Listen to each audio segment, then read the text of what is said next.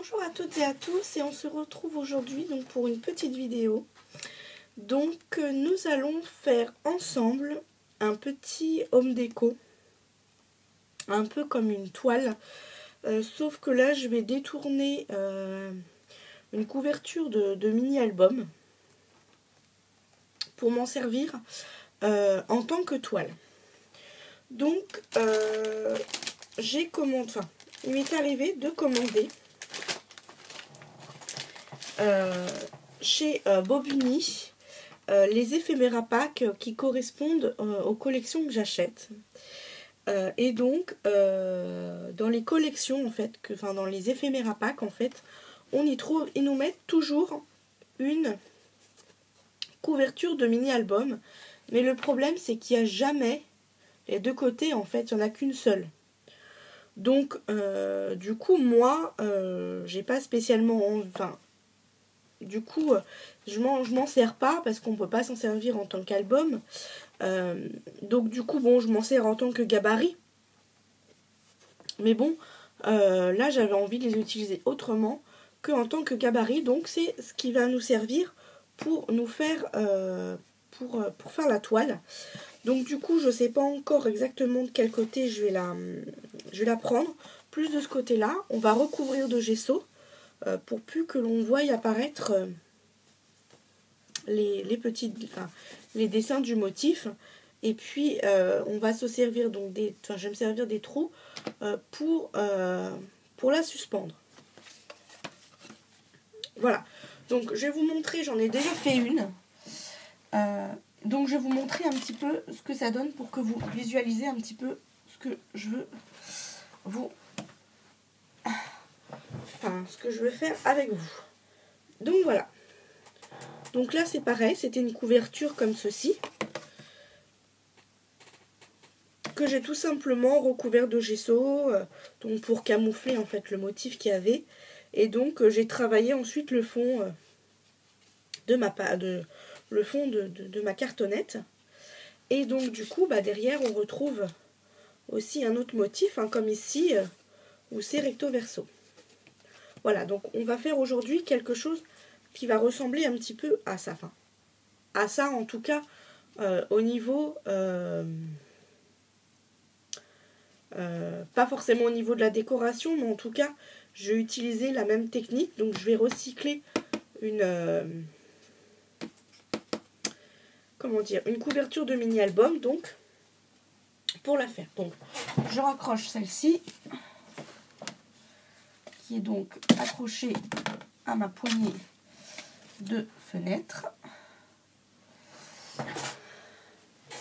Voilà, donc pour commencer, donc on va utiliser donc un pinceau assez large. Excusez-moi, je parle un petit peu, j'ai un peu une voix un peu bizarre, je suis très enrhumée, donc ce qui explique un petit peu ma voix un peu bizarre. Donc je vais utiliser du gesso. Donc j'ai terminé le gesso que j'avais acheté chez Cultura. Donc là j'ai repris un bidon chez Action. Je m'en suis pas encore réellement servi, donc je peux pas savoir ce qu'il vaut, mais bon, on va tester et je verrai si j'ai fait une bonne affaire ou pas.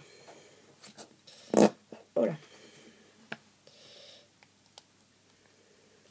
Donc je mets tout simplement, vous voyez pas, mais je mets tout simplement du gesso sur, voilà, vous voyez un peu, je mets tout simplement du gesso sur ma craft sheet et je viens tout simplement le récupérer pour tout simplement l'étaler. Donc je préviens, au niveau de vos oreilles, ça risque de vous faire un petit peu mal, puisque je vais quand même pas mal utiliser le heat gun. Je suis vraiment désolée, mais bon, pour faire quelque chose assez rapide et puis de ne pas trop perdre de temps et pouvoir avancer, il va falloir que j'utilise le heat gun. Et comme je filme avec ma tablette, je ne peux pas faire de montage. Donc vous allez tout vivre en direct avec moi. Donc là je fais rien de spécial, je fais une première couche de gesso que je vais ensuite sécher et j'en referai une seconde. Donc je crois qu'il va falloir que je le branche. Oui. Oh là.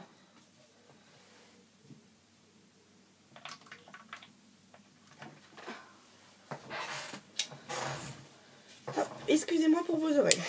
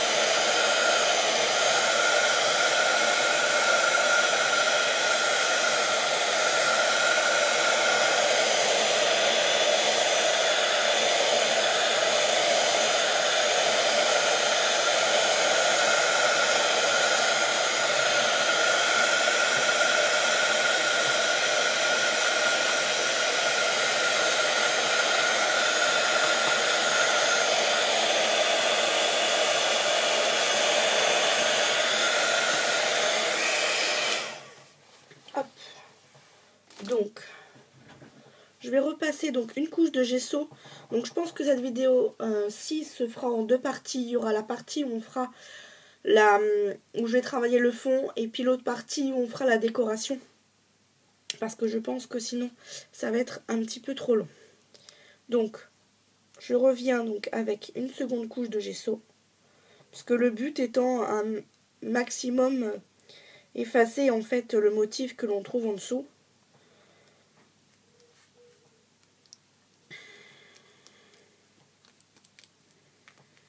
Pour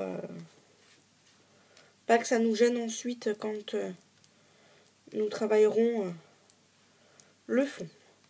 Donc vous, si vous souhaitez le faire avec moi, ou en tout cas vous en inspirer, que vous n'avez pas de couverture comme ça de mini-album qui ne vous servent pas, vous pouvez très bien soit utiliser une chute de cartonnette que vous coupez dans la forme que vous voulez, ou bien tout simplement si vous avez des châssis pour faire donc l'étoile, l'utiliser et faire la même technique. Vous pouvez exactement faire la même chose. Ce que je fais là, j'aurais pu très bien le faire sur une toile beaucoup plus grande, comme je vous ai montré dans une précédente vidéo. Mais là, pour l'instant, je n'ai plus de toile. Et comme j'avais quand même envie de faire une vidéo avec vous, du coup, je m'étais dit que ça pouvait être une bonne idée donc de recycler la seconde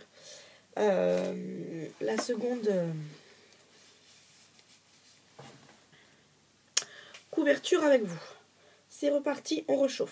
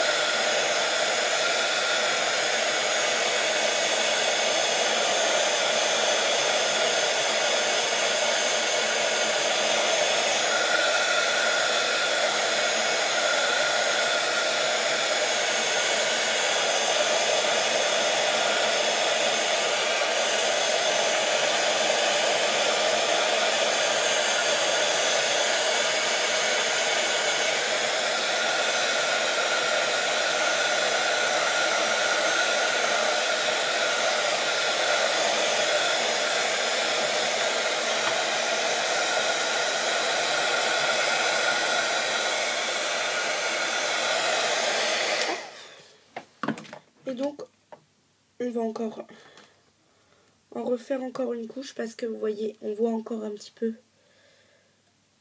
Et c'est pas franchement très net.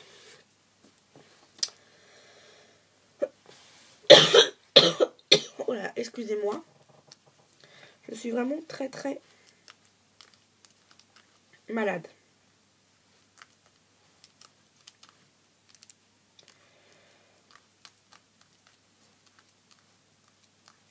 Bon, du coup, j'espère que lorsque vous verrez cette vidéo, je n'y serai plus, puisque normalement, cette vidéo-là va pas arriver tout de suite. J'en ai plein d'autres en attente.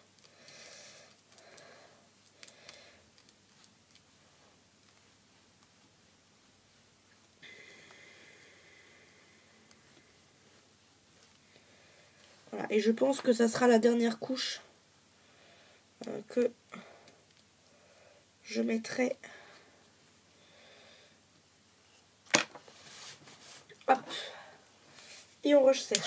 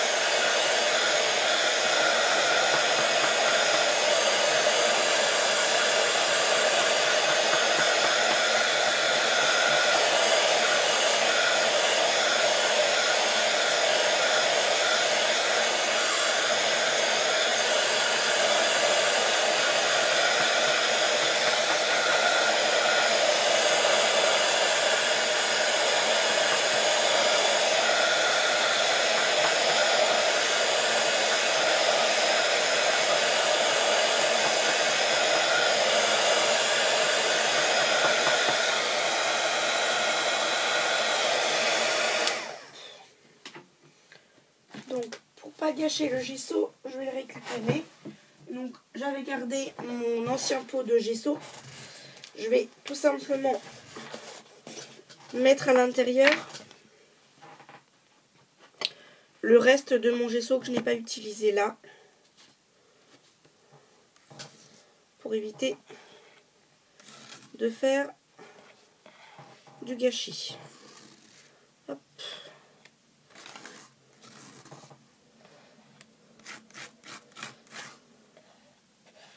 Et voilà.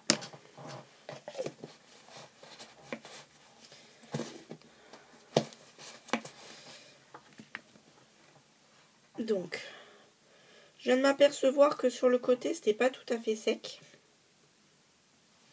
Donc, je vais venir un petit peu le sécher.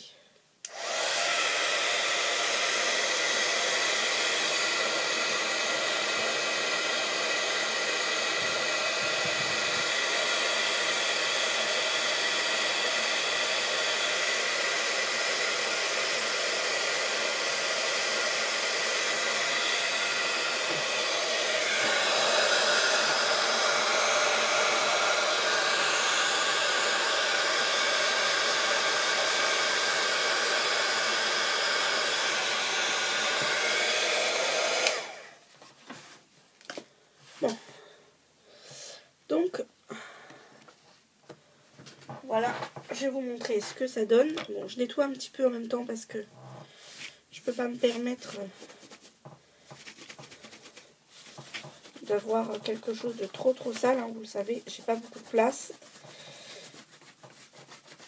Donc, il faut optimiser la place.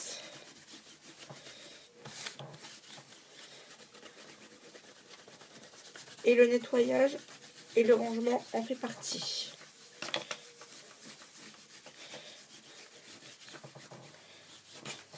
Hop. Donc, voici ce que ça donne. Donc, on voit presque plus par transparence le motif. C'était un petit peu ce que je voulais. Donc, finalement, ça tombe bien. Et maintenant, on va venir créer un petit peu de texture sur le dessus. Donc pour ça, je vais utiliser un petit peu de modeling paste que je prends avec une spatule et que je vais mettre une petite quantité sur la craft sheet.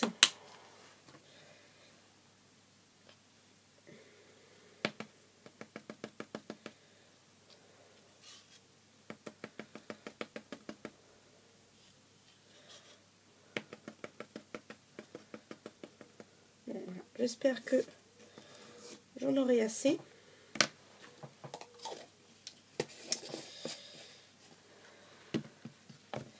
Parce que j'ai bien entamé le pot. Et donc là, je vais venir pchiter mon encre des éditions Infocréa. Donc c'est celle-ci, c'est la Rose Câlin.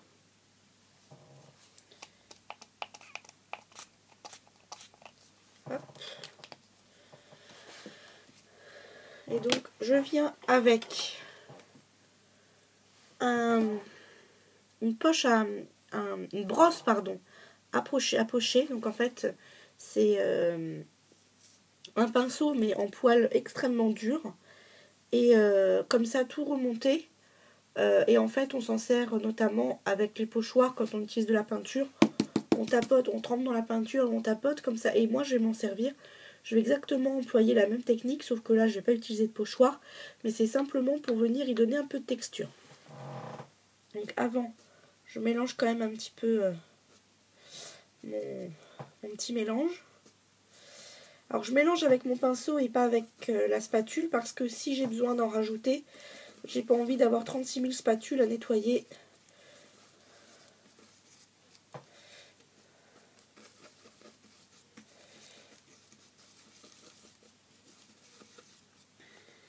Voilà, donc je vais vous montrer un petit peu ce que ça donne en termes de couleur. Donc voilà, ça fait quelque chose de comme ça. Ça fait quand même un rose assez fort. Hein. Je pensais pas que ça allait faire aussi foncé. Et donc là, je vais venir tout simplement tapoter, prélever de la peinture. Enfin, de la peinture. Je m'entends. Quand je dis de la peinture, c'est pas de la peinture, c'est ma pâte à structure. Et je vais venir tout simplement tapoter pour créer de la structure. Hop, qu'on viendra mettre pardon, également en plusieurs couches. Pour donner un effet davantage... voilà, pour davantage donner un effet structuré.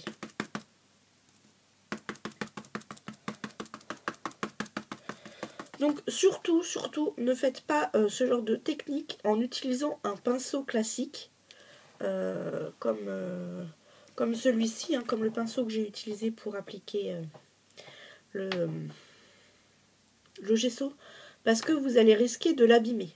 Surtout, donc si vous n'avez pas de brosse à pocher, vous pouvez très bien utiliser une éponge de ce style. Bon, moi c'est une éponge pour les activités des enfants, mais voilà, c'est une éponge ou une éponge classique à vaisselle hein, que vous utilisez pour faire du scrap, et ça donnera un peu le même genre de texture.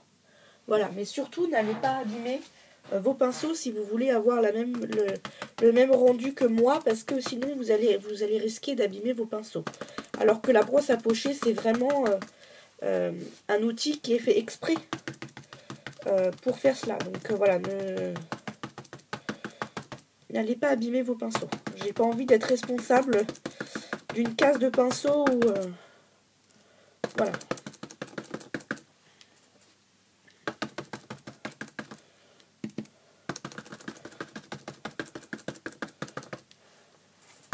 Bon, après, je pense que ça coule de source, mais bon, on sait jamais.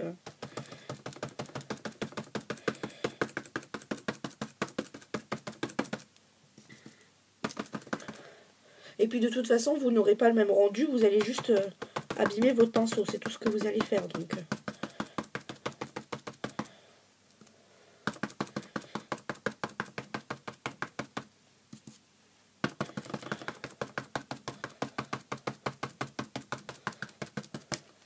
Bon, ça fait un petit peu mal au bras, hein.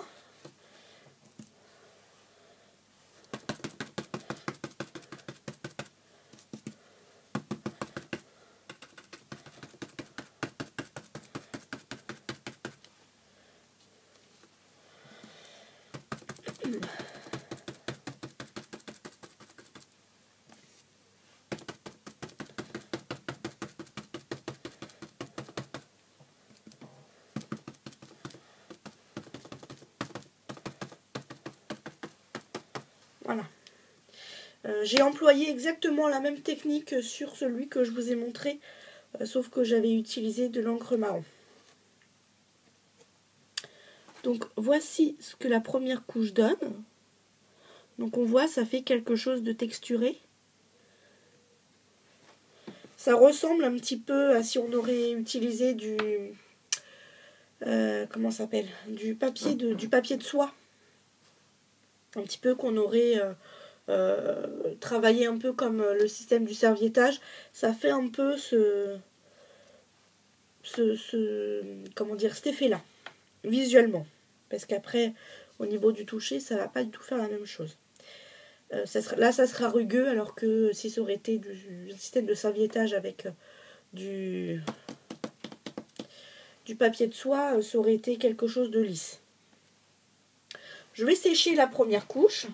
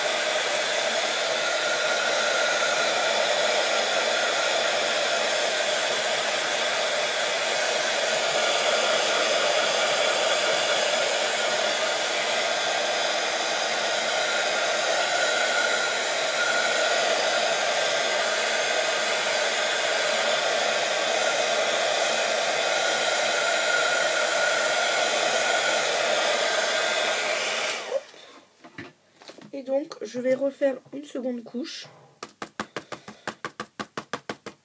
en employant exactement la même technique.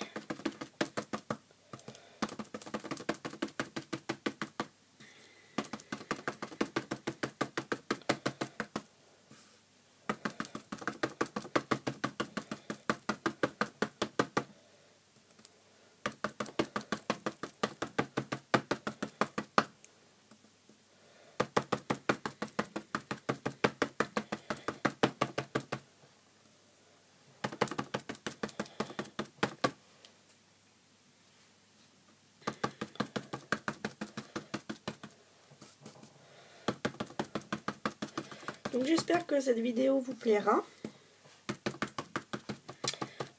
J'avais envie de faire un petit peu, de changer un petit peu des vidéos que je fais habituellement. Puisque c'est vrai qu'en ce moment je suis à fond dans la patouille, tout ce qui est toile, home déco, etc. Donc c'est vrai que du coup j'avais envie de vraiment partager ça avec vous parce que bon, je vous les montre une fois que je les ai terminés. Mais c'est vrai que c'est pas pareil quand vous voyez comment je fais et quand vous voyez la réalisation terminée. Et donc là, j'avais vraiment envie de partager vraiment un moment de création avec vous.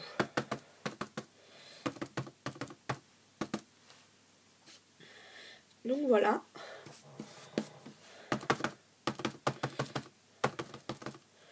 J'ai terminé une partie de mon fond, parce que bon, je vais donc le sécher.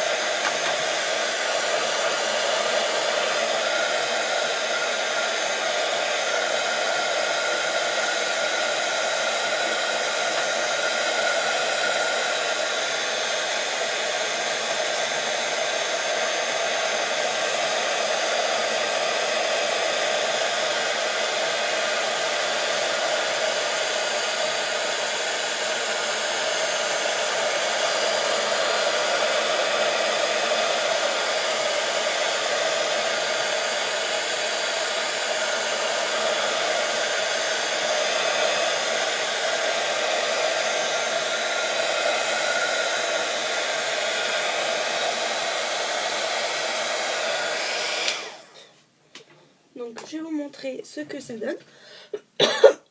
Oh là là. Donc voilà. Donc on voit des endroits qui sont plus clairs que d'autres. Mais c'est un peu le principe, hein. J'avais envie qu'il y ait quelque part un petit dégradé. Donc globalement c'est sec, hein, donc c'est au toucher c'est rugueux. Hein. Donc je vais le mettre dans le bon sens, parce que je le travaille à l'envers depuis tout à l'heure. Enfin à l'envers, dans le mauvais sens. Donc je vais un petit peu déboucher un petit peu les trous, puisque les œillets sont complètement recouverts maintenant de gesso et de pâte. Donc hop, je vais aller mettre ça à tremper et je reviens. Oups, mince.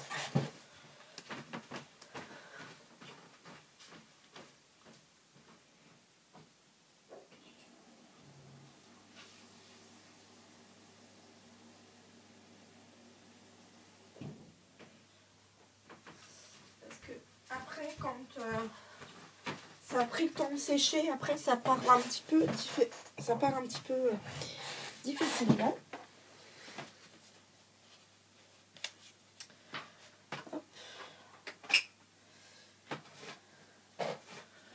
Je le raccroche à sa place, le heat gun, ça va éviter qu'il tombe.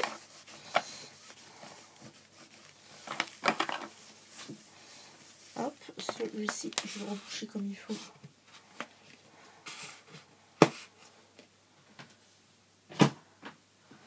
Hop. Oups, bon ben voilà. Ça ne tombera pas plus bas.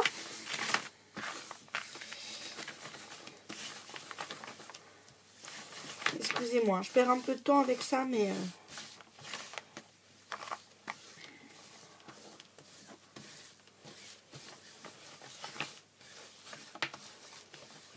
c'est vraiment important de travailler dans de bonnes conditions. Hop.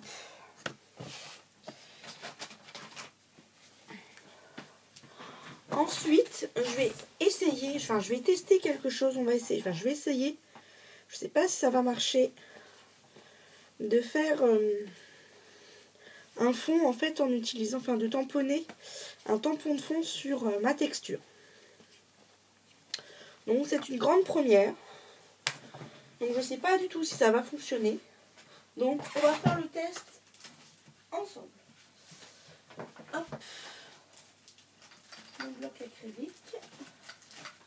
Oh mince.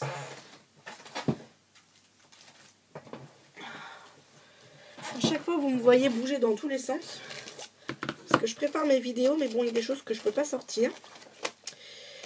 Et je vais utiliser mon tampon écriture fond Artemio, un petit peu changé, tout le temps utiliser le même.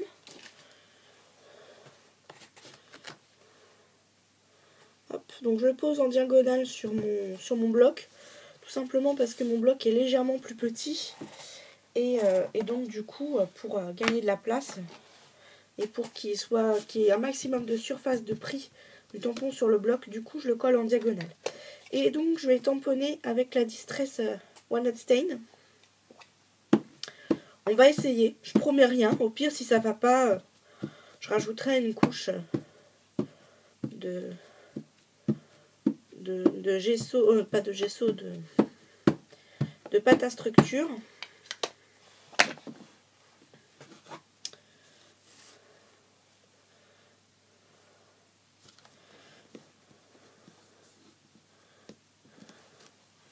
Ah si, ça marche. Alors pas complètement. Je vais vous montrer un petit peu. Hop. Donc il y a des endroits ça fait effacer, mais ça donne un style et j'aime beaucoup.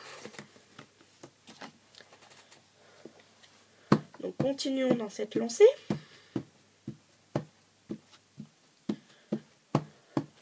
Ça va un petit peu changer de la première plaque que j'avais faite, où justement j'avais pas du tout utilisé de tamponnage, où j'avais simplement gardé juste le fond texturé que j'avais fait. Donc là, du coup, ça va un petit peu changer. Puis c'est un peu le but, hein, de pas tout le temps faire non plus la même chose. Parce que si on se retrouve plusieurs fois avec la même chose, bon, c'est pas super super.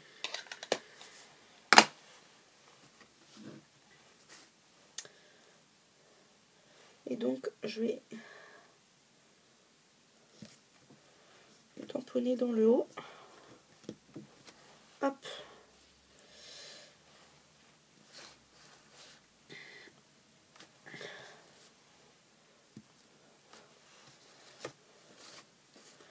Voilà. Je nettoie le tampon.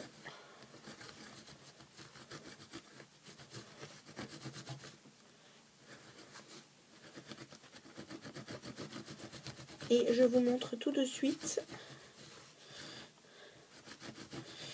le résultat. Et je pense qu'on va se retrouver dans une prochaine vidéo. D'ailleurs, c'est ce que je vais faire. Hop, je vais laisser ça de côté. Donc, voici ce que ça donne. Donc, je vous le montre dans le bon sens. Hop. Donc voilà, donc ça fait des fonds, un fond écriture un petit peu effacé. J'aime beaucoup. Donc, je pense qu'on va laisser notre fond comme ça.